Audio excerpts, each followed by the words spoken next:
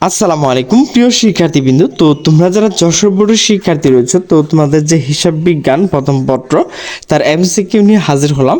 তো আমার কাছে কিন্তু গ সেট রয়েছে, তো তোমরা কিন্তু ক খ গ ঘ সকল প্রশ্ন তো কিন্তু এখান থেকে পেয়ে যাবে।